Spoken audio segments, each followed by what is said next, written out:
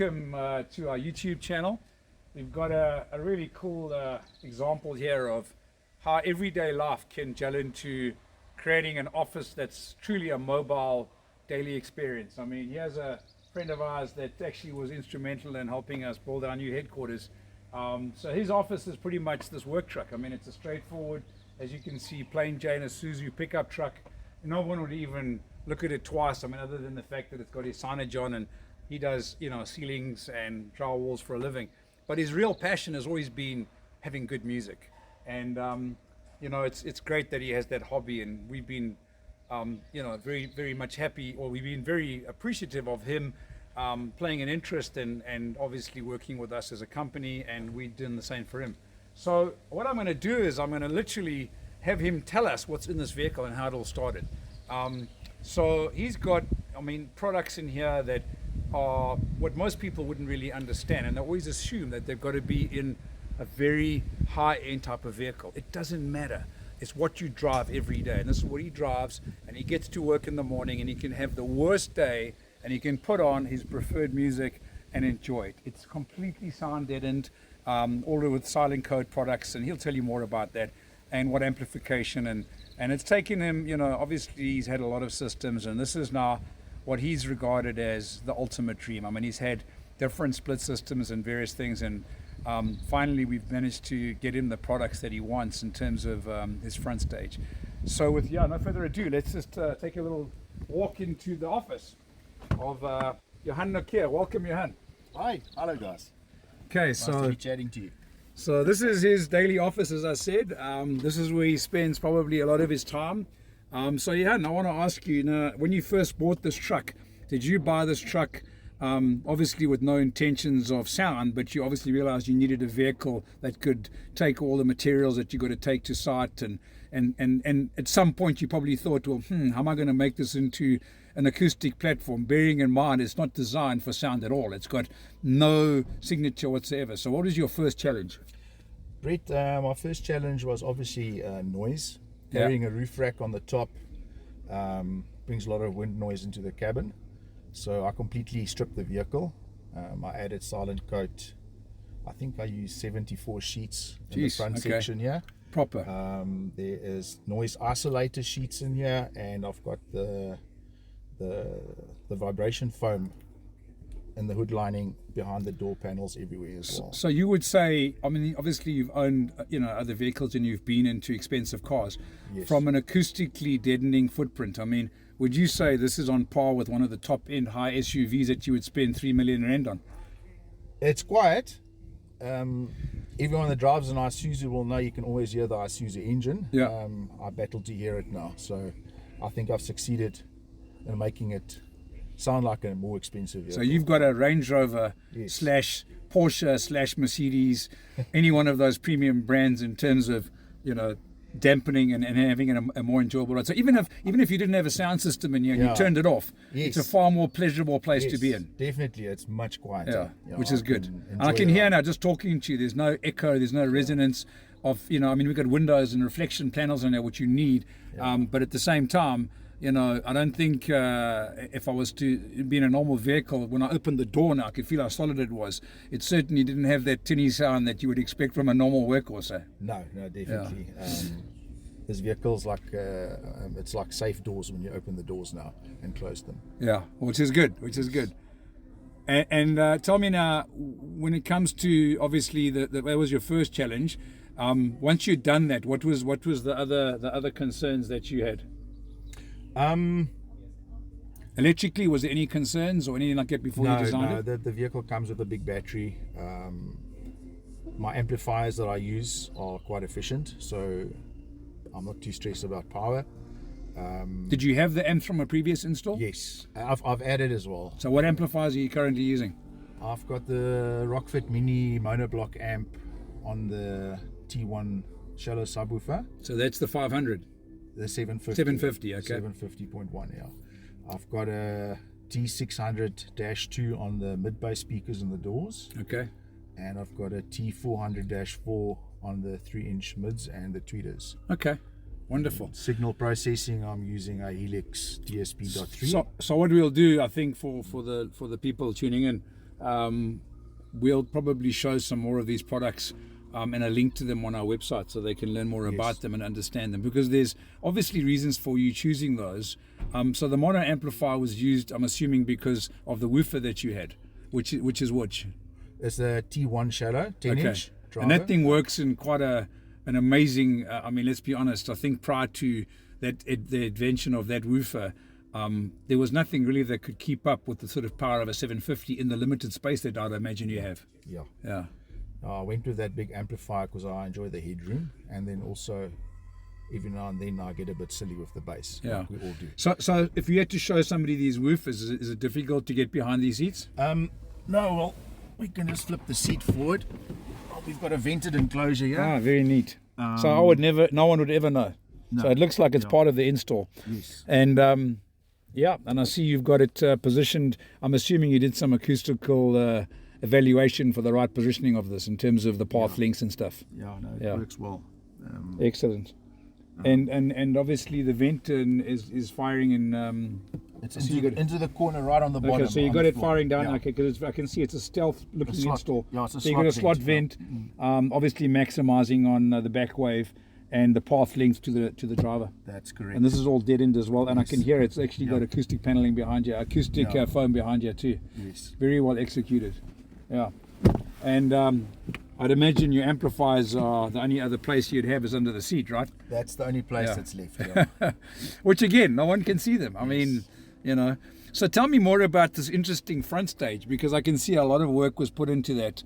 From what I understand, you had another brand in here which was renowned for acoustic accuracy, but it was inevitable that Rockford, which produces a product, and for the ones who aren't familiar, Rockford's been around for a long time, and their first sort of how can I say, efforts were from the 70s and 80s was amplifiers.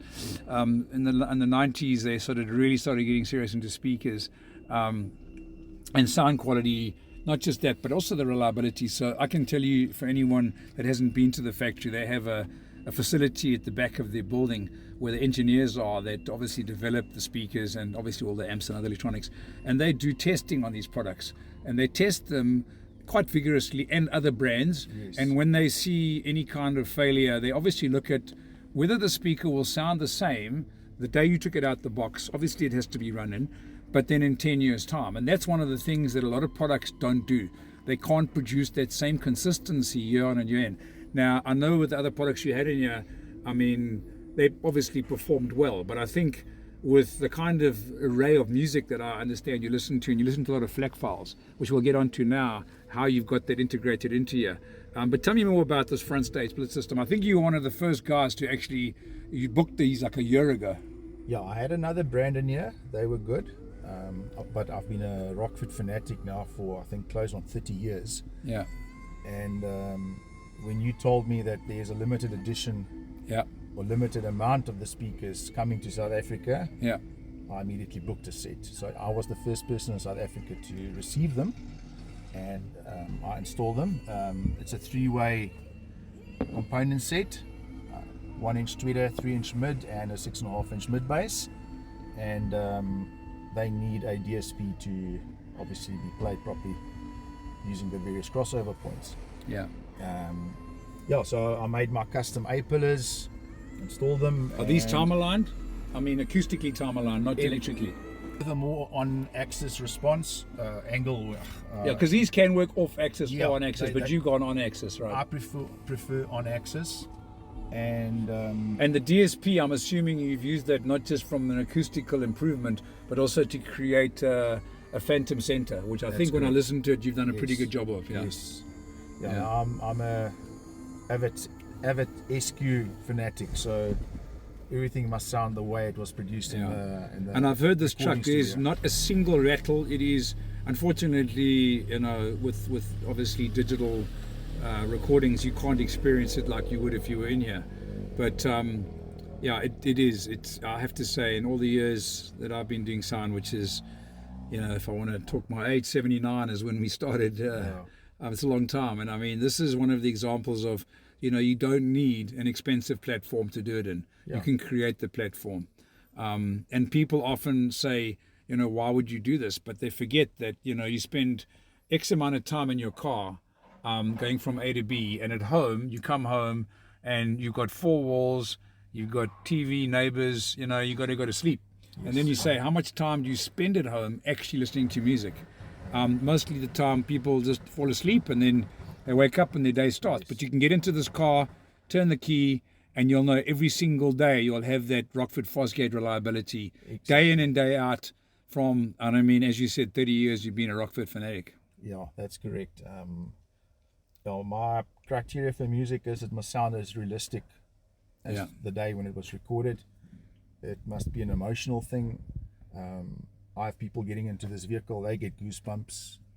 I get goosebumps, and that tells me when it's right. When the goosebumps come, then you know it's happening. Yeah, and I've heard an array of stuff. It really is. I see you got obviously the factory radio has been removed. Yes. And from what I understand, you've got a FLAC interface, which is through our which is a product that you've integrated into here, which is the Audio-Tech Fisher product range, which is naturally, I think, your main source of medium. And this, just explain a little bit more about your source units. Okay. When I want to do serious listening, I use my phone. I've got a high-res app that I bought that's on my phone.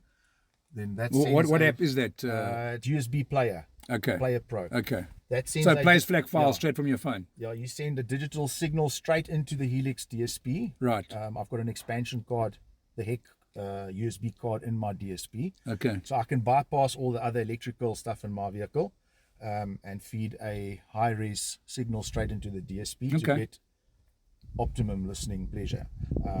When I'm normally just driving around between my sites, I'll play music through the TT radio via either my hard drive, or I'll use Spotify, or if I'm listening to the radio. So you're just using that for navigation and for your secondary, that's secondary listening. So, and then obviously you've got the Helix conductor controller, which enables you to control volumes, bass levels, and different sources as well. So you can control the source input from that. Yeah, volume from the phone, everything can go. Nice. In here. I don't actually need this radio at all. I can play music straight through from my phone into the system by using this volume knob. And obviously the DSP that we've used here, we know Helix is, I mean, it's a phenomenal product, and I'd imagine you spent a lot of time aligning to get the phase alignment from the bass to the front and the mid bass. So we've got proper cone coupling with obviously the correct crossover points. Yes. And I know you spent hours and hours and hours doing it. It's also got an auto adjust feature, which I imagine you probably used initially, and then from there you've been fine-tuning it with your DM-RTA. I think you have a DM-RTA as well? That's correct. Yeah. That's a fanatic he is. He's not even a dealer. He's a real, I mean, sound enthusiast, where he's purchased his own DM-RTA and his hobby, if I can say it. And I wish, and for me, truthfully, when I got into this business, it's been a hobby. And you know what? I still like to think of it that way. As much as we distribute and we own, I mean, when I say we own the responsibility of these brands, it's fantastic to know that I've never lost my love for it. And a guy like Johan is that's why we connected. And I mean, I see you've also mounted that controller in quite a clever way. Looks like you put a lot of work into that controller. Yeah, that was about 2 days' work building this little. Wow! And you've done all of this yourself? Yes, everything myself. As I say, I dabble in the dark arts of car audio. And obviously, the conveniences we right here, and it's great, And look, we're going to have an opening at our new headquarters probably mid-year, and this vehicle will most definitely be around. So if anybody's local and wants to come in down, if it's okay with Johan to come and listen to it and see it, it's proud when you let someone respond to the efforts, and it really, really is phenomenal.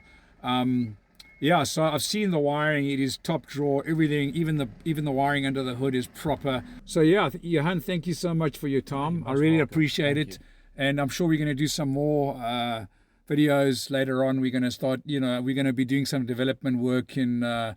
We've got my Ranger Raptor, which we're doing in a digital interface with that as well, to get around the factory source units and enable us to have a proper interface that we can now feed into real amplifiers with real woofers and speakers, to give people that experience. And it doesn't matter what vehicle it is, from an everyday workhorse to, you know, a top of the range, whatever it might be.